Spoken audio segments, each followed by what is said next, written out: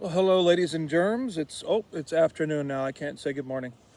That time went by fast. It is warmed up a little bit. I suppose I don't really need a jacket, but the wind has also picked up, so that's what's kind of making it chilly. And once again, I'm mismatching my colors here. I do have a gray hat that would go nicely with this, and I'll wear it next time. Let me get my eyes on. Well, hello there. I can see you. Almost. Besides Stillwater's Devotional, spilled something on this page, it looks like. That's an ink. I don't know what that is. Anyway, I've been sitting at the fire collecting, foraging as we say, collecting wood, burning it, trying to get some good foundational coals in the fire. Been doing that pretty much all morning, just chit-chatting away. The others went to the store, camping in stores. I don't know. Some people like to go to the stores. I think Julie forgot her tea or something, so she went to get some tea. They'll be back shortly. Okay, let me get to there we go. The Wind Boisterous is the title of this one. Here on January the 24th. Read Matthew 14 through 36. So join me as I turn. I didn't prepare in advance as I usually do. Beautiful day out here. As you can see, sunny, some clouds going on, but it's all good. It's good to be away again. Just break the routine of work, doing this, doing that. I do miss my TikTok church family though. There is Wi-Fi here, but it's kind of hit and miss, so I don't think I'd be able to do a very solid, reliable live here, just so you guys know. Otherwise, I might attempt it. There is a body of water over here to my right. I'll show it to you guys at some point, not in this video though. All right, the wind boisterous. Matthew 14 verse 30 says, But when he saw the wind boisterous, he was afraid, and beginning to sink, he cried, saying, Lord, save me. Matthew 14, starting at verse, let's see. Verse 14, we got to go back.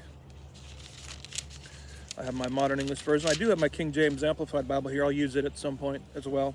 I do need to do my daily Bible reading today, but anyway. Verse 14. Jesus went ashore and saw a great assembly, and he was moved with compassion toward them, and he healed their sick, as Jesus likes to do, as we should be doing, through the power of God. When it was evening, his disciples came to him, saying, This is a lonely place, and the day is now over. Send the crowds away to go into the villages and buy themselves food. But Jesus said to them, They do not need to depart. You give them something to eat. Now, some people said that there was actually close to 10,000 people, because there were men, women, and children. There was more than 5,000. There's a lot of people here. Some say even maybe 12,000. I don't know. When it was evening, his disciples came to him saying, This is a lonely place. We did that, verse 16. But Jesus said to them, They do not need to depart. You give them something to eat.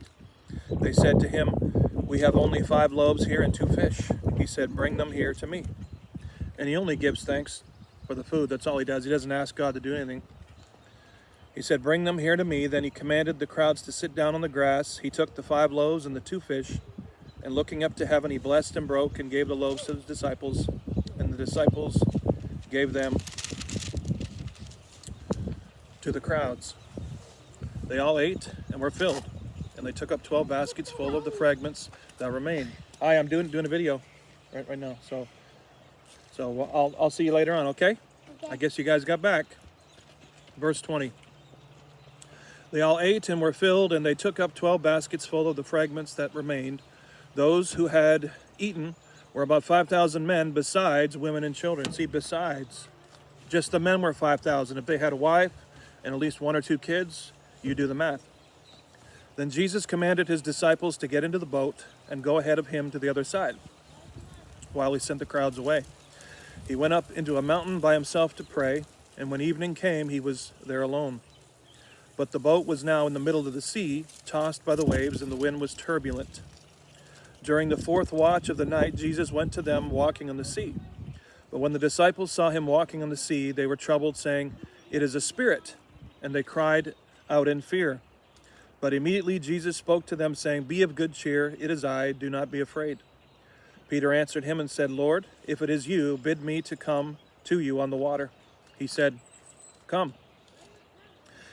And when Peter got out of the boat, he walked on the water to go to Jesus. But when he saw the strong wind, he was afraid, and beginning to sink, he cried out, Lord, save me.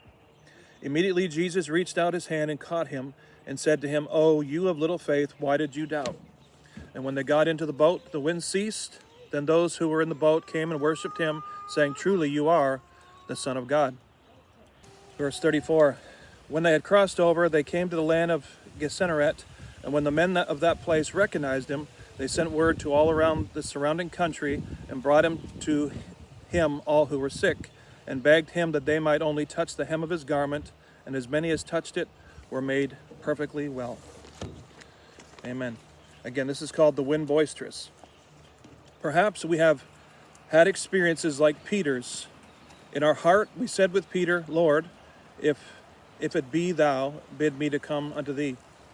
When we heard his voice inviting us to come, we rejoiced as many have done before us. In faith, we eagerly stepped out in the waters of life with our eyes fixed on Jesus. We began walking on the billowing waves, but then our eyes turned away from Jesus and we looked anxiously at the storm about us. With Peter of old, we saw the wind boisterous, became fearful, and began to sink. The cares of life and the temptations and storms about us may cause us to take our eyes off of Jesus. Here's a good lesson here, by the way.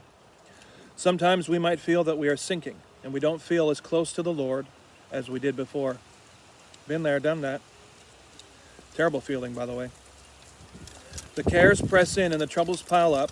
Let us not be too proud to cry out as Peter did, Lord, save me. The Lord will certainly hear our cry and help us as he did for Peter. And immediately Jesus stretched forth his hands and caught him. The Lord may rebuke us and say, O thou of little faith, wherefore didst thou doubt?